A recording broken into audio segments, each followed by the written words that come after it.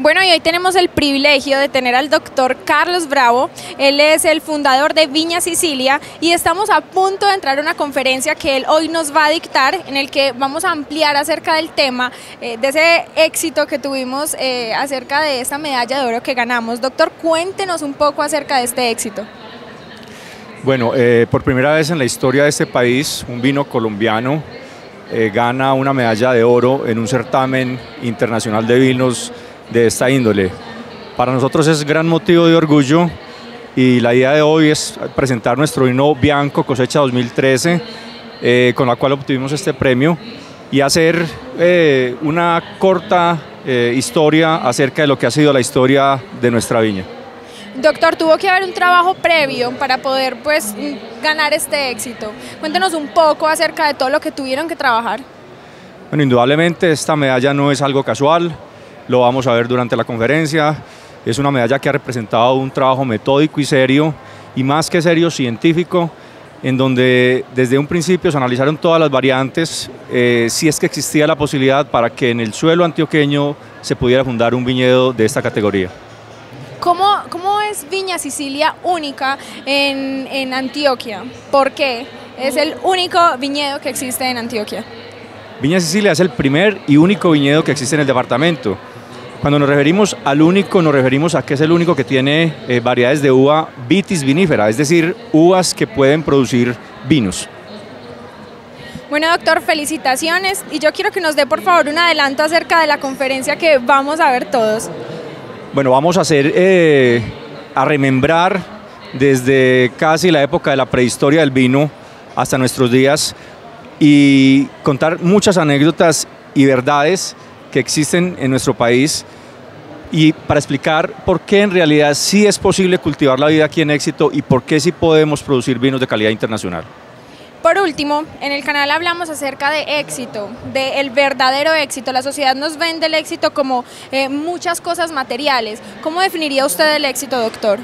Bueno, yo creo que el éxito es algo espiritual, algo que va con el espíritu. Definitivamente somos seres que nos componemos de espíritu y es lo primero que hay que tener en cuenta. Doctor, muchísimas gracias, felicitaciones, muy bien ganado este mérito. Gracias. Vinus 2014 es un certamen que se organiza en la ciudad de Mendoza, capital americana del vino. En este certamen participaron 17 países. Se calcula que hubo aproximadamente 8.000 muestras de vinos de todos estos países. Contó con la presencia de 46 jurados internacionales, y desde luego era ir a participar haciendo el papel de David frente a Goliat. Muy pocas personas creerían que un vino colombiano sería capaz de obtener una medalla de oro, pero la verdad es que lo logramos, y alrededor de eso les voy a contar cómo lo hicimos. Cuando ustedes observan la tabla de medallería de medallas de oro, nos damos cuenta que Colombia aparece al lado de países como España, Italia y Chile, países que llevan aproximadamente unos 4.000 años produciendo vinos. Cuando yo leía la bodega entre comillas más joven que ganó una medalla de oro en este certamen, me di cuenta que era del año 1950, o sea, fue fundada en 1950. Nosotros, cuando cosechamos esta uva blanca, que ahora les voy a contar de qué se trata, el viñedo nuestro tenía 5 años y 10 meses de fundado, lo cual creo que se constituye en un récord Guinness en la historia de los concursos de vinos del mundo.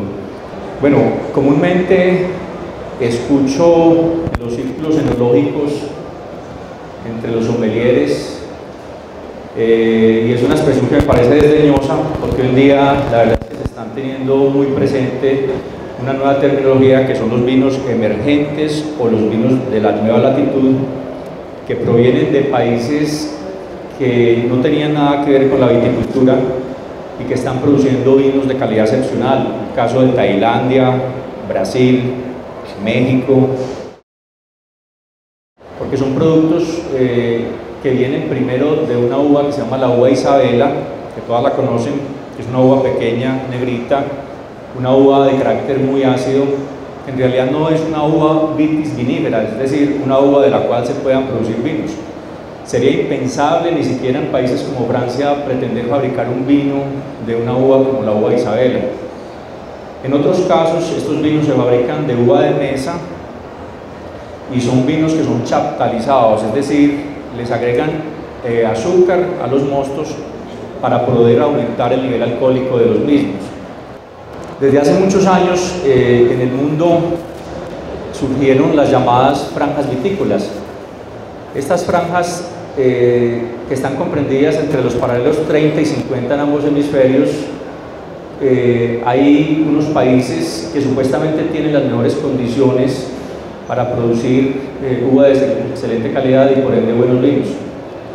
Como todos vemos, pues Colombia está excluida de estas franjas vitícolas, pero esta teoría es una teoría que está mandada a recoger, es una teoría que no tiene bases científicas. Vamos a darnos cuenta que es una de esas verdades primermundistas que los colombianos estamos acostumbrados a comernos de forma entera. Cuando nosotros recordamos un poquito la historia de Colombia, nos damos cuenta que aquí se han hecho grandes descubrimientos. Ayer nada menos escuchaba a Jacobo, el de las tortas, en una entrevista radial, y él hablaba de que le parecía increíble que en pleno año 2014 nosotros, que producimos tal vez el mejor cacao del mundo, tengamos que exportar nuestro cacao a Europa para nosotros después comprar esas maravillosas tortas que ellos nos envían. Con esto, la verdad es que han pasado muchos personajes por nuestro país. Cuando llegó Humboldt y nos demostró que Colombia tal vez era el país del mundo donde más corrientes atmosféricas existían, y lo demostró científicamente, nosotros pusimos el grito en el cielo y dijimos, nosotros que pensábamos, ¿por qué tanto ventarrón? Cuando llegó Mundis y nos demostró que este país tenía la fauna y la flora más rica del mundo, también dijimos, no es posible, nosotros que pensábamos que por qué tanta maleza y tanto habichucho por ahí. Y llegó Codazzi y nos demostró que tenemos la cuenca hidrográfica más grande del mundo. También nos extrañamos y no podíamos comprender hasta ese momento por qué teníamos tanta agua por todas partes.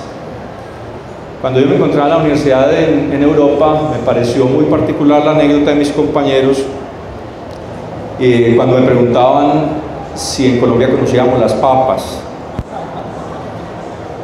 siendo que la papa es originaria de nuestro continente.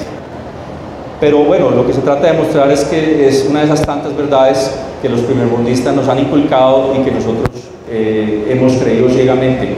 De igual forma, esto ha sucedido con la vid y vamos a ver por qué. Siguiente, por favor.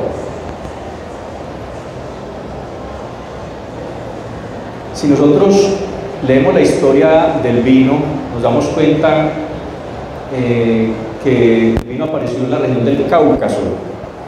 3 países que son Georgia, Azerbaiyán y Armenia se dan la cuna de la uva, de la primera uva. Se dice que Noé, cuando llegó al monte Ararat, donde actualmente se levanta el monasterio de Miatzin en Armenia, sembró una vid.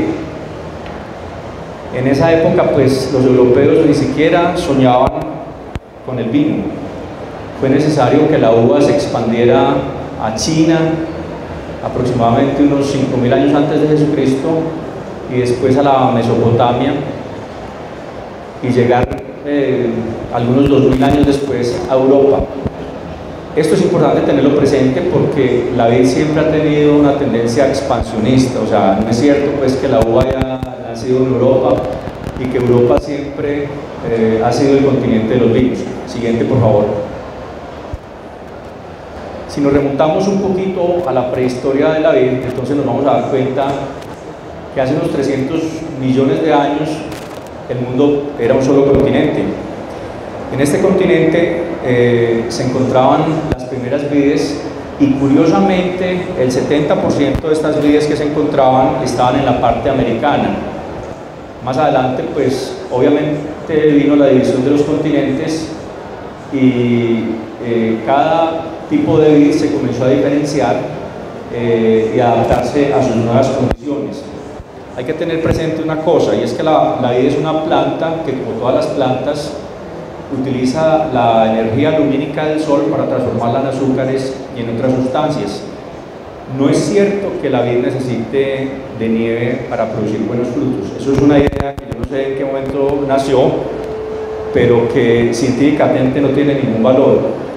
Las vides en Europa, cuando llega el invierno, producen un ácido que se llama el ácido abscísico, que lo que hace es incitar a las plantas a la dormienza. O sea, las plantas en realidad se están defendiendo de una condición negativa natural, pero esto no tiene absolutamente nada que ver con la calidad de la futura uva.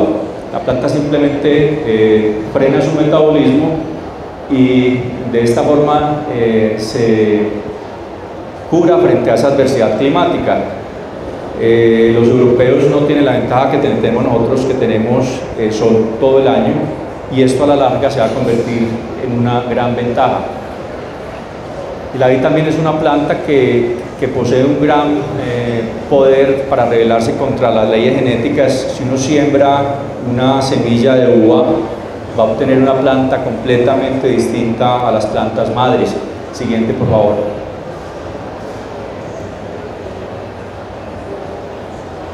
Siguiente. Hay que tener presente varias condiciones. Siguiente. Que la planta requiere para producir buenos frutos, que la base para producir un buen vino.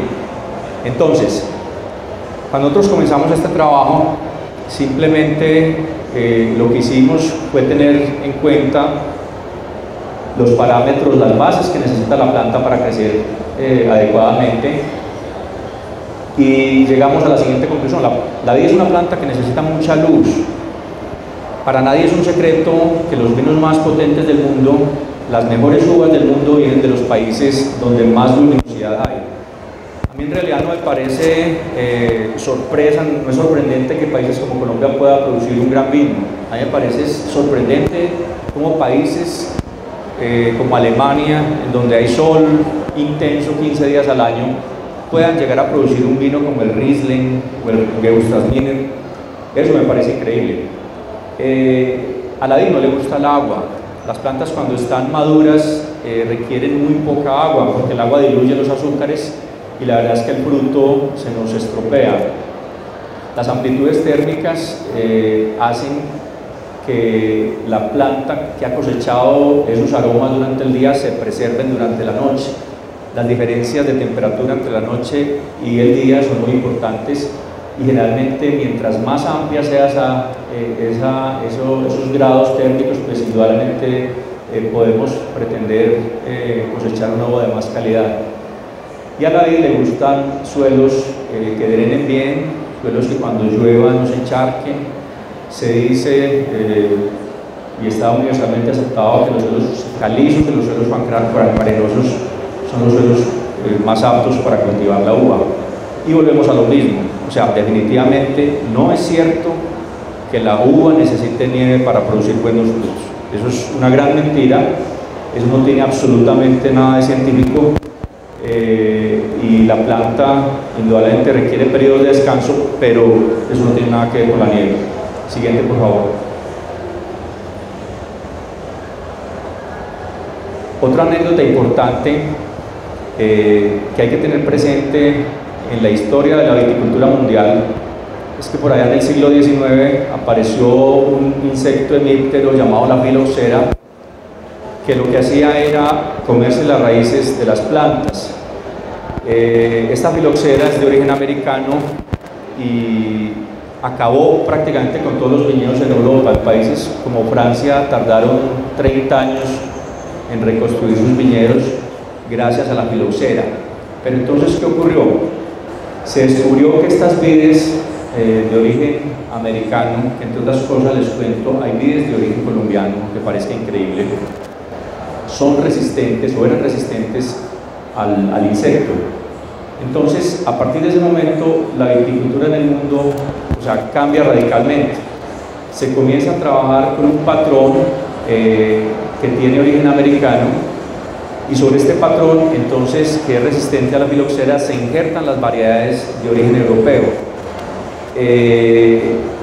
La viticultura en el mundo, podemos decir hoy en día que es 50% de origen americano, 50% de origen europeo. Y como les decía antes, el 70% de las vides del mundo son de origen americano. En Colombia tenemos dos vides, una es la vitis tiliifolia y la otra es la vitis caribe, que se están actualmente también utilizando como patrones para injertar vides de origen europeo. Siguiente. Un dato muy curioso, resulta que cuando los conquistadores europeos llegaron a América, ellos se dieron cuenta que nuestros indígenas ya producían vino. Estamos hablando 400 años después de Cristo, aproximadamente. Los indígenas nuestros ya sabían hacer vino, es increíble.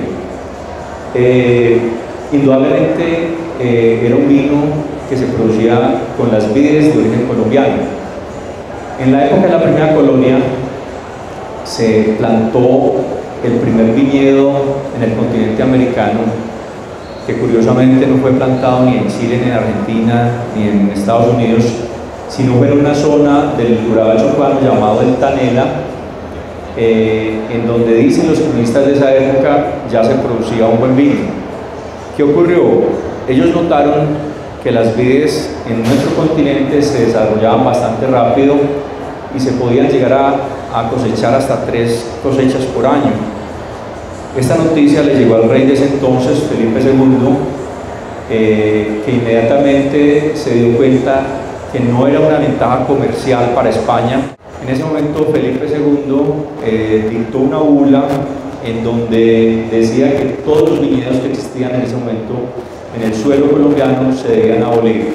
Y pienso yo que ahí fue donde la viticultura nuestra se estancó.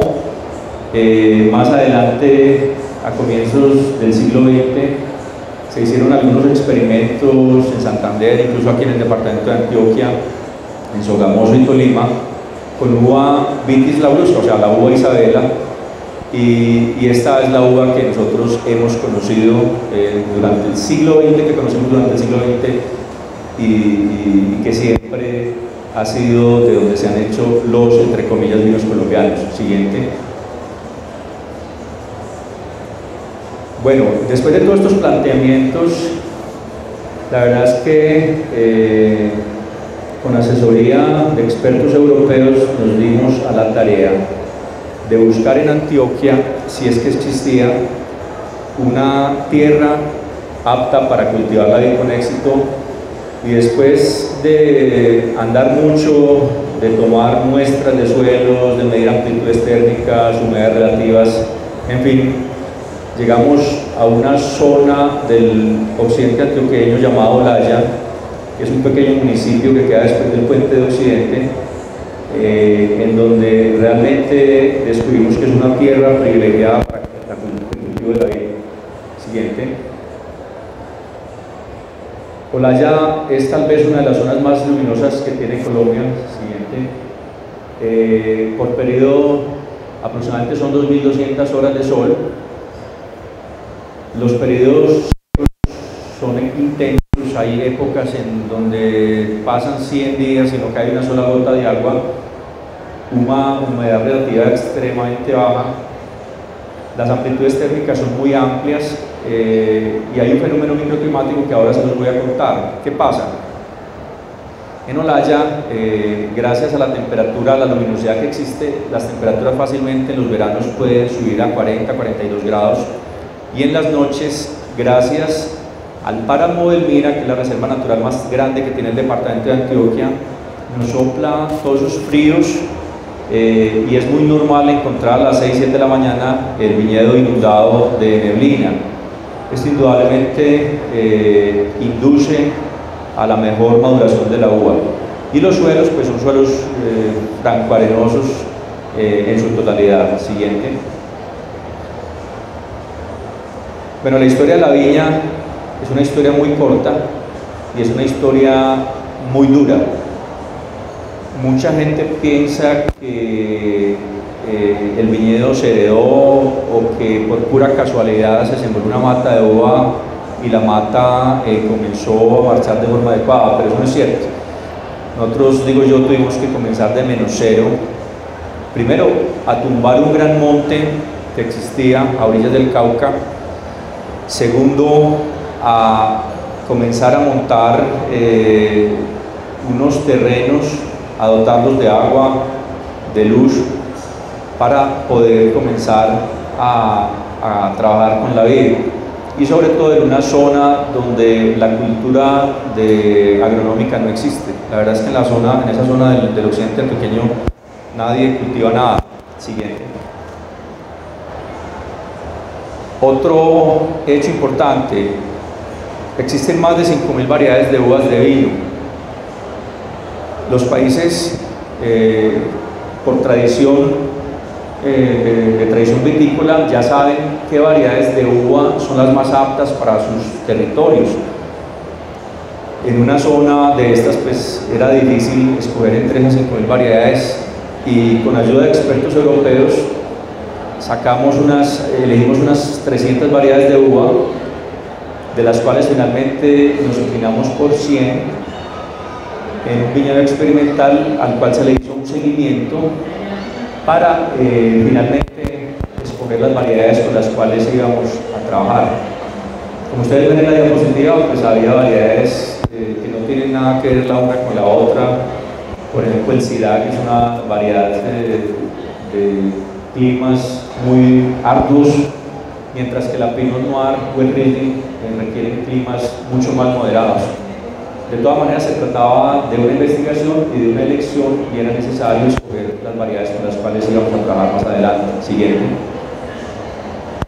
Finalmente, el 13 de mayo del año 2007, el Día de la Virgen de Fátima, hacemos, y de ahí es que comenzamos a contar nuestra historia, plantamos el viñedo.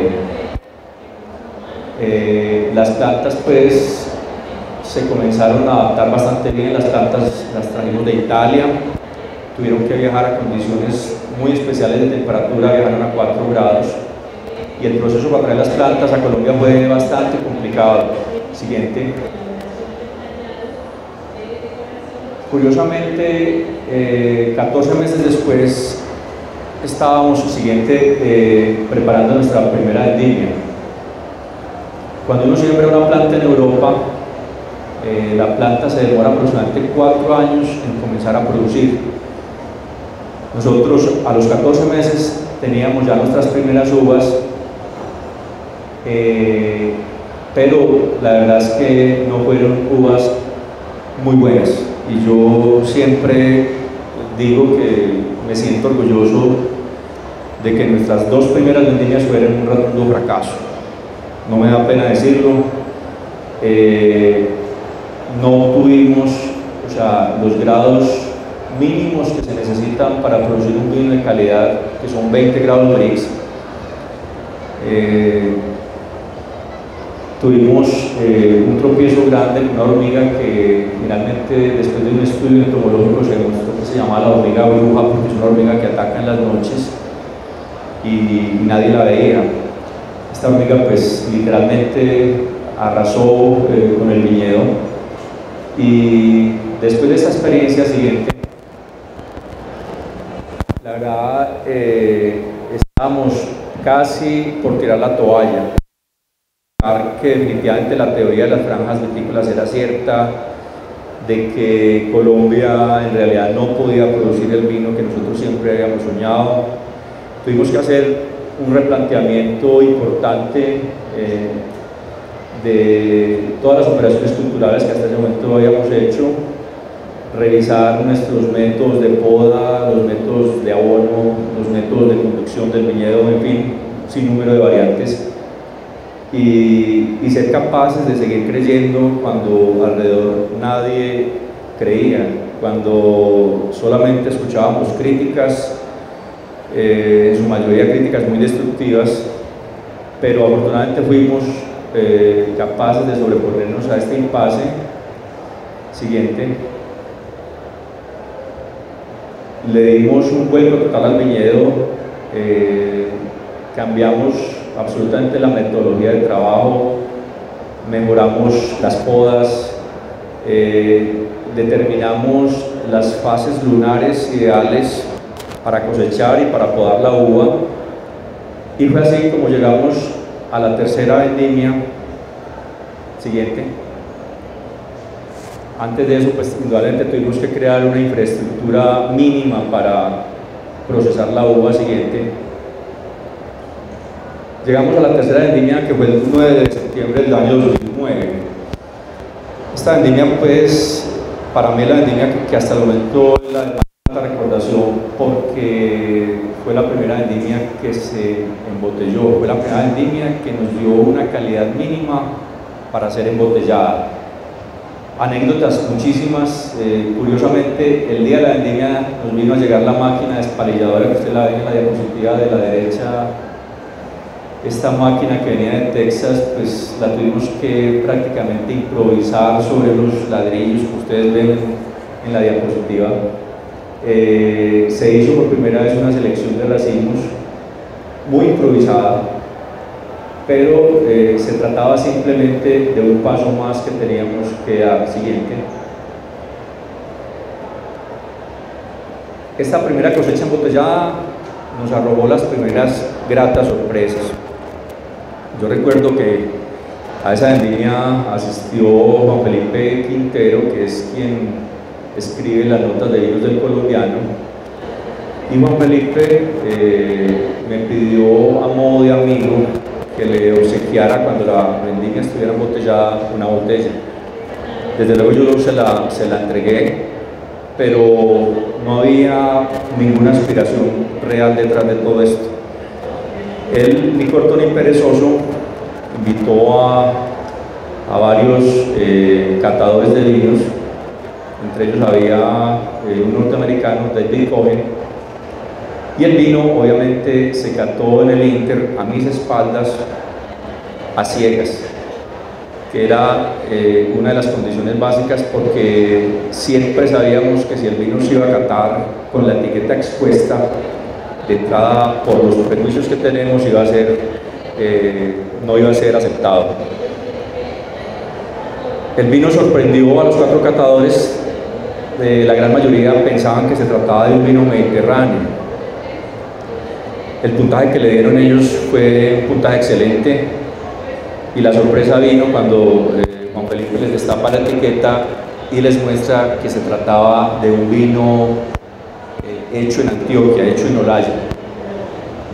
Fue tanta la incredulidad que David Cohen, el norteamericano, me llamó y me dijo que él, si bien había quedado a gusto con el vino, no creía esa historia. Me pidió que si era posible una visita al viñedo, a lo cual indudablemente accedí, y después de eso él tomó muchas fotos, hizo un video, se llevó 2 botellas para Norteamérica, y en Texas hizo una cata muy parecida a la que hizo uno en el Inter, pero con una gran diferencia, y es que la contraparte del vino era un Chianti italiano, pues uno de los vinos más conocidos que ha dado Italia. Lo curioso es que después de la cata, los 4 expertos norteamericanos llegaron a la conclusión de que ellos, con el vino que se quedarían, era el vino nuestro, el vino de Olaya, el vino antioqueño. Cuando él les destapa las etiquetas, pues indudablemente gran sorpresa, y lo primero que les dice es que ellos no creían que esa historia fuera cierta. Fue necesario que les mostrara las fotos y el video que había hecho para mostrarles que en realidad sí se trataba de algo cierto. Y finalmente, en julio, Patricio Tapia, el gran periodista chileno, experto conocido mundialmente, hace una cata ciega de nuestro vino. Obviamente nadie sabía que se trataba de un vino tan joven, de un viñedo tan reciente, y menos de un país que supuestamente no podía producir vinos de calidad. Siguiente. Nuestro microclima está dado básicamente por la luminosidad intensa que tenemos, como les decía, una de las zonas más luminosas que tiene Colombia. En el viñedo se presenta el fenómeno del segundo sol, que es gracias a esa acción del río Cauca, que refleja los rayos solares y los devuelve sobre las vides y hace que indudablemente esta luminosidad reflejada sobre las vides sea más intensa. Otra cosa es que los suelos son muy pedregosos y esto hace que el calor que se genera durante el día pues se transmita en la noche a las vides. Esto ayuda mucho a la maduración del fruto. A las 5 de la tarde todos los días hace la aparición de la brisa del Cauca y junto con el frío del páramo del Vina indudablemente hace que la temperatura descienda vertiginosamente. Siguiente. Cuando nosotros vemos estos racimos, pues pensaríamos que son racimos sacados de un libro o bajados de internet, pero los doy 100% fe que se trata de racimos cultivados en nuestro viñedo. A la izquierda la variedad Nero d'Avola y a la derecha Malbec. Esto indudablemente se genera por las condiciones ideales que tenemos. Yo pienso que no tenemos que envidiarle a las condiciones climáticas del mejor viñedo de Francia. Nuestras uvas, que son la materia prima para fabricar nuestros vinos, así lo demuestran. Siguiente. Siguiente. Bueno, en 7 años y medio que llevamos, ya hemos cosechado 13 vendimias. Estamos produciendo actualmente 10.000 botellas año, comparadas con las 50 que producíamos inicialmente. Y del vino Nero d'Avola joven que sacábamos al principio, estamos produciendo hoy vino de la variedad Malbec y el vino blanco que les voy a hablar ahora más adelante. Del vino Nero d'Avola, en febrero del próximo año saldrá el primer reserva y calculamos que en el año 2016 saldrá nuestro primer gran reserva. Siguiente. Bueno, el proceso de vinificación es un proceso de vinificación 100% mediterráneo. Yo creo que no tenemos que envidiarle a ningún país a ningún país como Francia o Italia en el proceso de vinificación. Todas nuestras vendimias son manuales y se sigue un riguroso proceso de selección de racimos. Solamente entran a la vinificación las uvas que han madurado con mayor calidad. Las otras se desechan manualmente. Tenemos ya un grupo de niñas especialistas que son muy hábiles manualmente para seleccionar la uva. El proceso de crianza, todo se hace en barricas de roble francés, así parezca increíble. La tonelería nuestra es la tonelería Radoux, que es una tonelería de la zona de Allier de Francia, tal vez de las más prestigiosas que existe, y ellos mismos, como ustedes ven, ya graban las barricas con el logo de ellos y con el logo nuestro. Indudablemente todos los vinos nuestros llevan un periodo, así se trata el vino joven, de 6 meses de barrica, de 12 a 18 meses según si se trata de una reserva o un gran reserva. Siguiente. Bueno, ¿qué caracteriza nuestros vinos? Primero, no tienen absolutamente nada que ver con lo que antes se catalogaba como vinos colombianos. Yo creo que nuestros vinos tienen un corte muy mediterráneo. Todas las catas internacionales que hemos hecho así lo han demostrado. Son vinos con un espectro aromático muy amplio. Cuando uno abre una botella de un vino francés, independientemente de la calidad del vino, ya sabe qué va a encontrar en ese vino. Pero cuando uno abre una botella de Viña Sicilia, de ese maravilloso cañón del río Cauca, se encuentra con elementos nuevos, con un espectro aromático completamente intenso.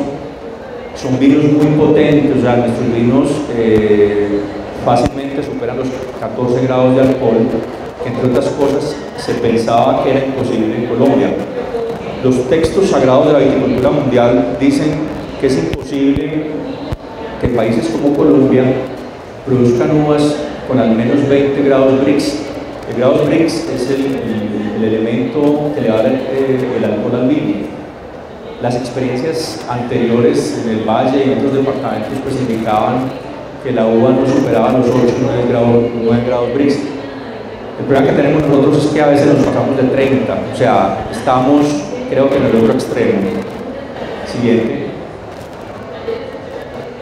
Bueno, todo esto obviamente no serviría si los expertos en el mundo así no lo corroborasen. Si bien es cierto que en las catas internacionales que habíamos hecho, si bien es cierto que periodistas tan importantes como Patricio Tapia nos habían dado su estímulo, su punto positivo, era necesario demostrar en un concurso internacional que esto podía ser efectivamente así. Y llegó el día.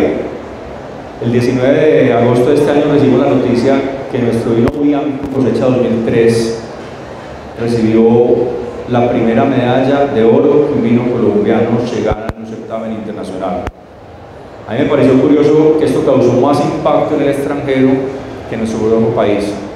Fueron muchos los mensajes que recibí de parte de enólogos y sommeliers de todo el mundo felicitándonos por el vino que habíamos producido. Este certamen pues no fue un certamen casual, un certamen donde participaban 46 jurados, 17 países, y algo importante es que está catalogado dentro de la Organización de la Uva y el Vino. Colombia en el 2015 ya va a aparecer en el ranking mundial de vinos gracias al premio que nos acabamos de ganar.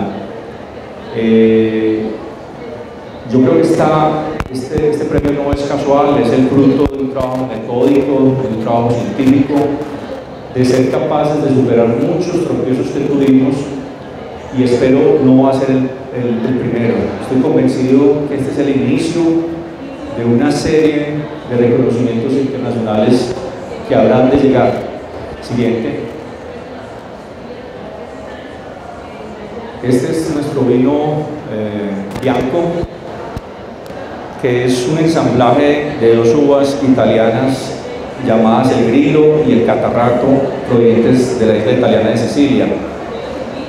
Este vino blanco es un vino muy alcohólico, tiene 16.19 grados de alcohol, que entre otras cosas no he conocido un vino blanco seco que tenga tanto contenido de alcohol. Generalmente los vinos blancos, cuando son muy alcohólicos, son vinos de carácter dulce o semidulce. Las notas son muy de nuestra tierra, el mango biche, por ejemplo, los cítricos y las almendras. Es un vino muy intenso en boca, persistente en boca, uno lo toma y el vino lo sigue sintiendo uno en la boca, tiene un color oro profundo. Siguiente. Bueno, yo creo que se ha hablado mucho de las desventajas y de la imposibilidad de cultivar de la uva la vid en Colombia, pero ahora con nuestro trabajo pues yo preferiría hablar de las grandes ventajas que tiene cultivar la vid en Colombia. Una de ellas es que los suelos nuestros son suelos vírgenes. A mí me ha tocado ver en Italia pues viñedos que llevan 4.000 años sembrados, son tierras agotadas, son tierras que les tienen que aplicar toneladas inmensas de químicos para que esos viñedos produzcan. Nuestros suelos son suelos que nunca han sido cultivados y menos con vides, es una gran ventaja. No tenemos prácticamente incidencia de plagas ni enfermedades. También me ha tocado que ver en los viñedos europeos cómo en las épocas de primavera tienen que cubrirlos con cantidades inmensas de plaguicidas para prevenir las enfermedades de carácter criptogámico. Aquí la verdad es que es muy raro notar un míldeo o una zoonóspora, pues son enfermedades que tienen muy poca aparición en nuestro viñedo. El riesgo de una helada es prácticamente imposible. También me ha tocado que ver cómo cosechas enteras se pierden cuando los pámpanos han cuajado y de un momento a otro en la primavera cae una helada y las cosechas se pierden por completo. Nosotros no tenemos ese riesgo. Una ventaja comercial es tener 2 cosechas por año. Siempre es mejor una cosecha que la otra, pues no podemos pretender que ambas sean iguales, pero comercialmente esto es un punto muy a nuestro favor. Y otra ventaja es que no tenemos que esperar cuando en Europa, después de que termina el proceso de vinificación alcohólica, ellos tienen que esperar la primavera siguiente para que la temperatura en las bodegas se eleve y se active la fermentación maloláctica. Nosotros inmediatamente terminamos la primera vinificación, simplemente por la temperatura que manejamos durante el año, podemos permitir que esta fermentación maloláctica se active de forma inmediata. Siguiente. Bueno, definitivamente creo que ya es hora de comenzar a hablar de los vinos de la otra latitud, de los vinos emergentes, o como prefiero yo, de los vinos del siglo XXI. Yo creo que Europa, Asia y el Nuevo Mundo, entendido como Nuevo Mundo, países como Argentina, Chile, Estados Unidos, Australia, Nueva Zelanda, ya han escrito y ya le han aportado al mundo los vinos que ellos debían producir. Creo que llegó la hora de que países como Colombia le comiencen a aportar al vino y a la historia de la viticultura mundial los vinos que el mundo está necesitando. Pienso que tenemos todas las condiciones. Indudablemente decir tenemos todas las condiciones no significa pues que podamos plantar un viñedo en Medellín y que el viñedo nos va a producir grandes frutos. No estamos solos, o sea, como les decía, países como Tailandia, Brasil, están produciendo vinos excepcionales y eso se está demostrando en los concursos mundiales de vinos. Siguiente. Este premio, yo creo que más que ser la culminación de un trabajo, es el inicio de un trabajo. El camino nuestro apenas comienza. Nos hemos dado a la tarea de comenzar a trabajar más seriamente, con más ahínco.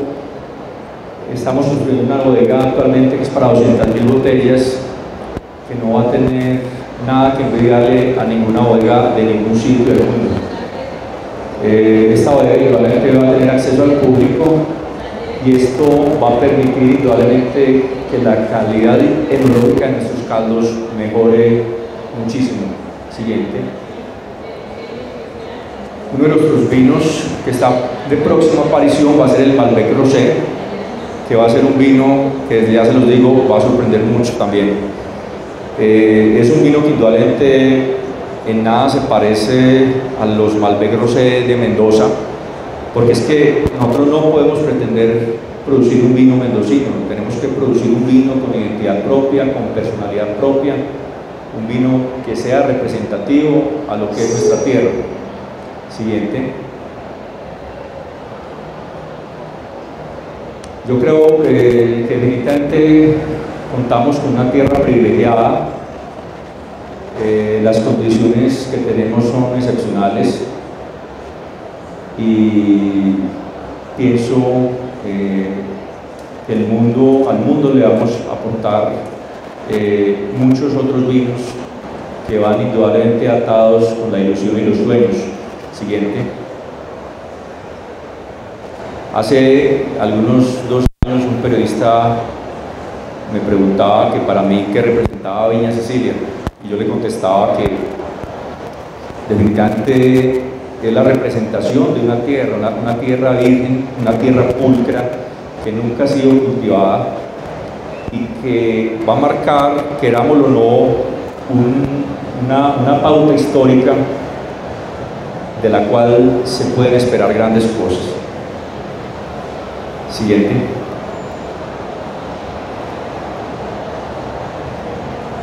Bueno, esa era la charla que les quería presentar.